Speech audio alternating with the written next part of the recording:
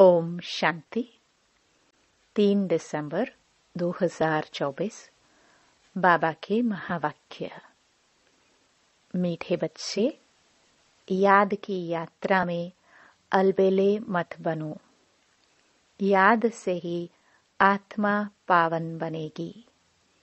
बाप आए हैं सभी आत्माओं की सेवा कर उन्हें शुद्ध बनाने। प्रश्न: कौन सी स्मृति बनी रहे तो खान पान शुद्ध हो जाएगा? उत्तर: यदि स्मृति रहे कि हम बाबा के पास आए हैं सचखंड में जाने के लिए व मनुष्य से देवता बनने के लिए, तो खान पान शुद्ध हो जाएगा, क्योंकि देवताएं कभी अशुद्ध चीज नहीं खाते। जब हम सत्य बाबा के पास आए हैं सचखंड पावन दुनिया का मालिक बनने, तो पतित अशुद्ध बन नहीं सकते। ओम शांति। रूहानी बाप रूहानी बच्चों से पूछते हैं, बच्चे, तुम जब यहाँ बैठते हो तो किसको याद करते हो? अपने बेहद के बाप को। वह कहाँ है? उनको पुकारा जाता है ना, हे पतित पावन।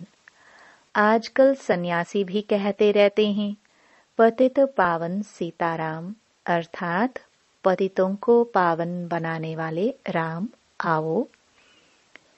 यह तो बच्चे समझते हैं पावन दुनिया सतयुग को, पतित दुनिया कलयुग को कहा जाता है। अभी तुम कहाँ बैठे हो? कलयुग के अंत में। इसलिए पुकारते हैं, बाबा आकर हमको पावन बनाओ। हम कौन हैं? आत्मा।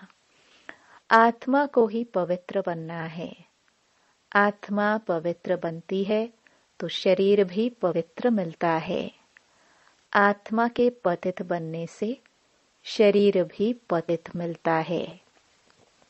यह शरीर तो मिट्टी का पुतला है, आत्मा तो अविनाशी है। आत्मा इन ऑर्गन्स द्वारा कहती है, पुकारती है, हम बहुत पतित बन गए हैं, हमको आकर पावन बनाओ। बाप पावन बनाते हैं। 5 विकारों रूपी रावण पतित बनाते हैं। बाप ने अभी स्मृति दिलाई है, हम पावन थे, फिर ऐसे 84 जन्म लेते लेते अभी अंतिम जन्म में है। यह जो मनुष्य सृष्टि रूपी झाड़ है, बाप कहते हैं, मैं इनका बीज रूप हूँ। मुझे बुलाते हैं, हे परमपिता परमात्मा, ओ गॉड फादर, लिबरेट मी। हर एक अपने लिए कहते हैं, मुझे छुड़ाओ भी और पंडा बनकर शांति धाम घर में ले चलो। सन्यासी आदि भी कहते हैं, स्थायी शांति कैसे मिले? अब शांति धाम तो है घर, जहाँ से आत्माएं पाठ बजाने आती हैं। वहाँ सिर्फ आत्माएं ही हैं, शरीर नहीं है। आत्माएं नंगी अर्थात शरीर बिगर रहती है। नंगे का अर्थ यह नहीं कि कपड़े पहनने बिगर रहना, नहीं, शरीर बिगर आत्माएं नंगी अशरीरी रहती हैं।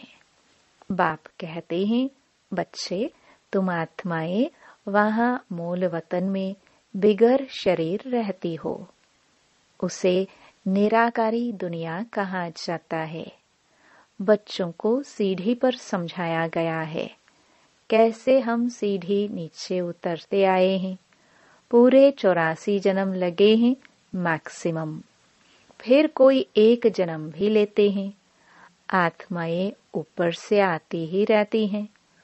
अभी बाप कहते हैं, मैं आया हूँ पावन बनाने। शिव बाबा ब्रह्मा द्वारा तुम्हें पढ़ाते हैं। शिव बाबा है आत्माओं का बाप और ब्रह्मा को आदिदेव कहते हैं। इस दादा में बाप कैसे आते हैं, यह तुम बच्चे ही जानते हो। मुझे बुलाते भी हैं, हे पतित पावन आओ। आत्माओं ने इस शरीर द्वारा बुलाया है। मुख्य आत्मा है ना, यह है ही दुखधाम। यहाँ कलयुग में देखो, बैठे बैठे अचानक मृत्यु हो जाती है। वहाँ ऐसे कोई बीमार ही नहीं होते। नाम ही है स्वर्ग। कितना अच्छा नाम है, कहने से दिल खुश हो जाता है। क्रिश्चियन भी कहते हैं क्राइस्ट से 3000 वर्ष पहले पैराडाइज था। यहाँ भारतवासियों को तो कुछ भी पता नहीं है, क्योंकि उन्होंने सुख बहुत देखा है तो दुख भी बहुत देख रहे हैं। तमो प्रधान बने हैं। 84 जन्म भी इन्हों के हैं। आधा कल्प बाद फिर और धर्म वाले आते हैं। अभी तुम समझते हो आधा कल्प देवी देवताएं थे तो और कोई धर्म नहीं था। फिर त्रेता में जब राम हुआ तो भी इस्लामी बौद्धि नहीं थे। मनुष्य तो बिल्कुल घोर अंधियारे में है।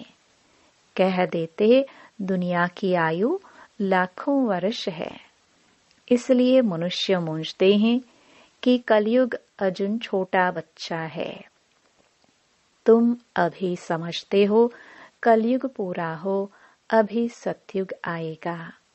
इसलिए तुम आए हो बाप से स्वर्ग का वर्षा लेने। तुम सब स्वर्गवासी थे। बाप आते ही हैं स्वर्ग स्थापन करने। तुम ही स्वर्ग में आते हो।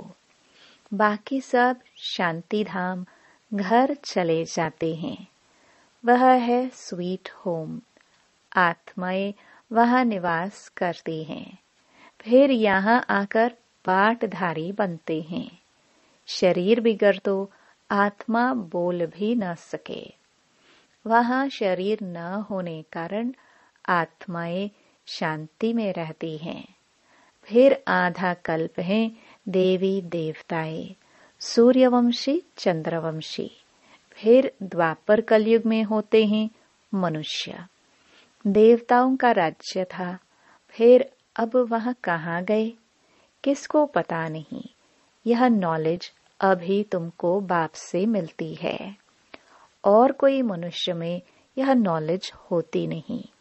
बाप ही आकर मनुष्यों को यह नॉलेज देते हैं, जिससे ही मनुष्य से देवता बनते हैं। तुम यहाँ आए ही हो मनुष्य से देवता बनने के लिए। देवताओं का खान पान अशुद्ध नहीं होता। वे कभी बीड़ी आदि पीते नहीं। यहाँ के पतित मनुष्यों की बात मत पूछो, क्या क्या खाते हैं। अब बाप समझाते हैं यह भारत पहले सचखंड था। जरूर सच्चे बाप ने स्थापन किया होगा। बाप को ही ट्रुथ कहा जाता है। बाप ही कहते हैं मैं ही इस भारत को सचखंड बनाता हूँ। तुम सच्चे देवताएं कैसे बन सकते हो, वह भी तुमको सिखलाता हूँ। कितने बच्चे यहाँ आते हैं, इसलिए यह मकान आदि बनवाने पड़ते हैं। अंत तक भी बनते रहेंगे, बहुत बनेंगे। मकान खरीद भी करते हैं। शिव बाबा ब्रह्मा द्वारा कार्य करते हैं। ब्रह्मा हो गया सांवरा, क्योंकि यह बहुत जन्मों के अंत का जन्म है ना। यह फिर गोरा बनेगा। कृष्ण का भी चित्र गोरा और सांवरा है ना। म्यूजियम में बड़े बड़े अच्छे चित्र हैं, जिस पर तुम किसको अच्छी रीति समझा सकते हो। यहाँ बाबा म्यूजियम नहीं बनवाते हैं। इनको कहा जाता है टावर ऑफ साइलेंस। तुम जानते हो हम शांति धाम अपने घर जाते हैं। हम वहाँ के रहने वाले हैं। फिर यहाँ आकर शरीर ले पाठ बजाते हैं।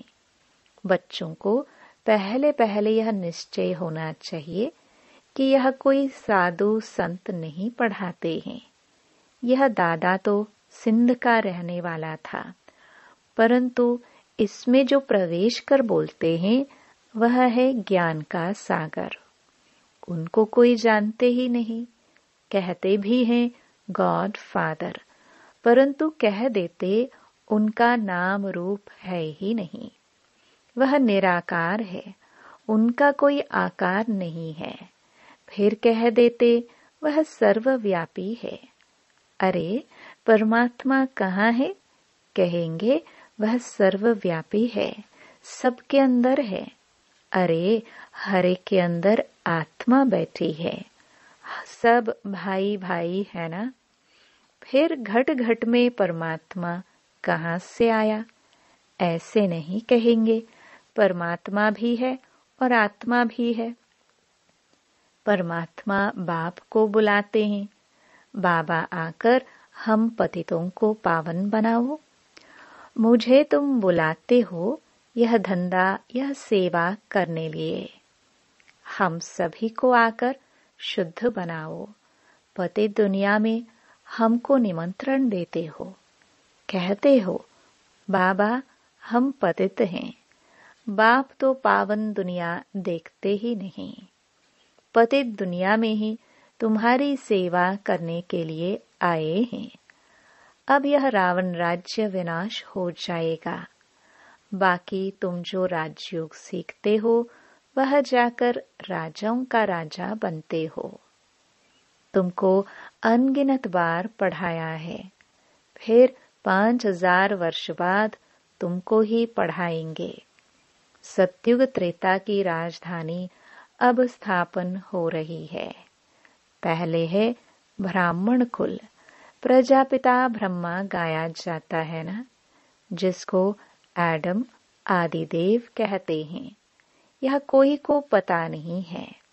बहुत हैं जो यहाँ आकर सुनकर फिर माया के वश हो जाते हैं। पुण्य आत्मा बनते बनते पाप आत्मा बन पड़ते हैं। माया बड़ी जबरदस्त है, सबको पापात्मा बना देती है। यहाँ कोई भी पवित्र आत्मा पुण्य आत्मा है नहीं। पवित्र आत्माएं देवी देवता ही थे।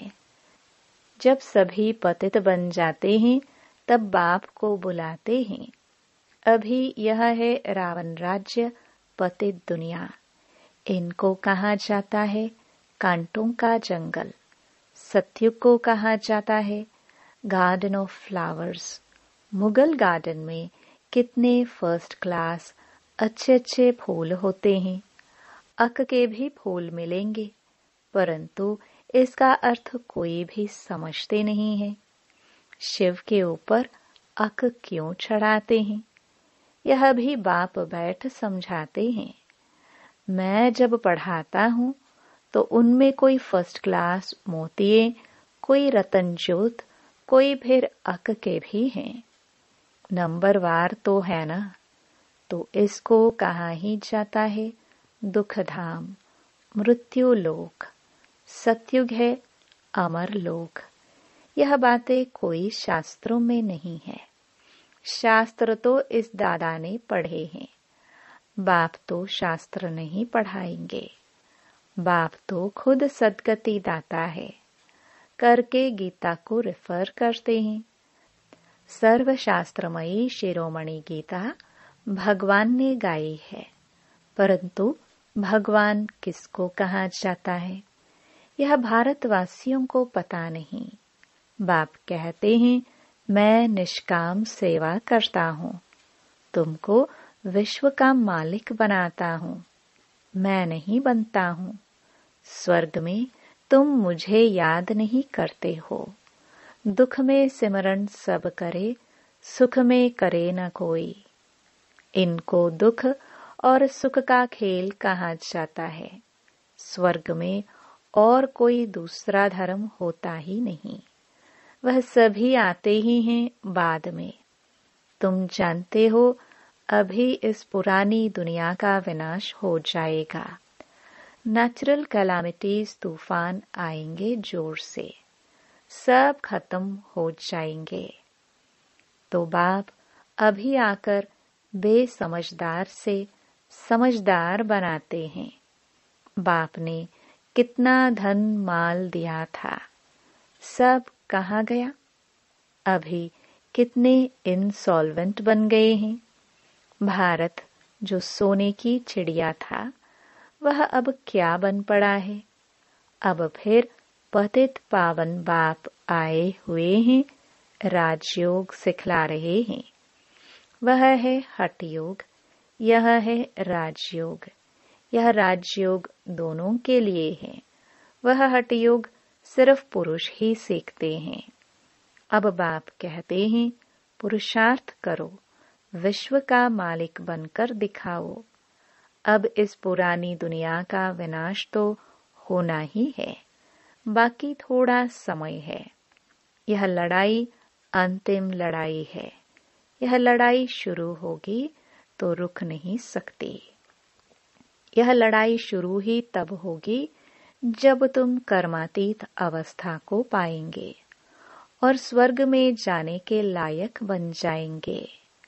बाप फिर भी कहते हैं, याद की यात्रा में अलबेले नहीं बनो, इसमें ही माया विघ्न डालती है।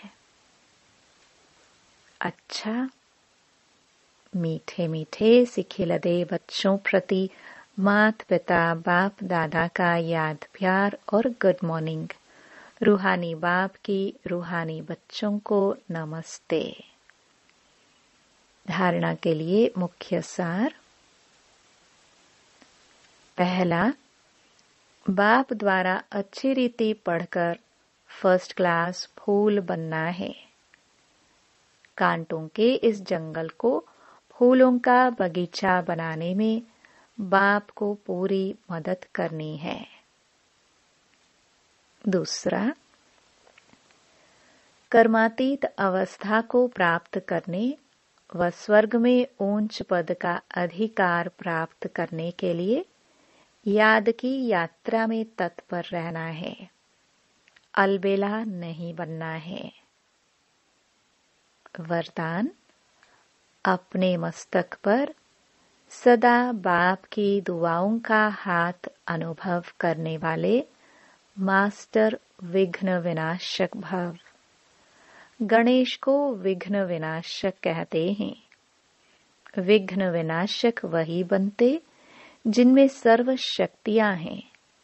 सर्व शक्तियों को समय प्रमाण कार्य में लगाओ तो विघ्न ठहर नहीं सकते। कितने भी रूप से माया आए, लेकिन आप नॉलेजफुल बनो। नॉलेजफुल आत्मा कभी माया से हार खा नहीं सकती। जब मस्तक पर बाप दादा की दुआओं का हाथ है तो विजय का तिलक लगा हुआ है। परमात्म हाथ और साथ विघ्न विनाशक बना देता है। स्लोगन, स्वयं में गुणों को धारण कर दूसरों को गुणदान करने वाले ही गुणमूर्त हैं। ओम शांति।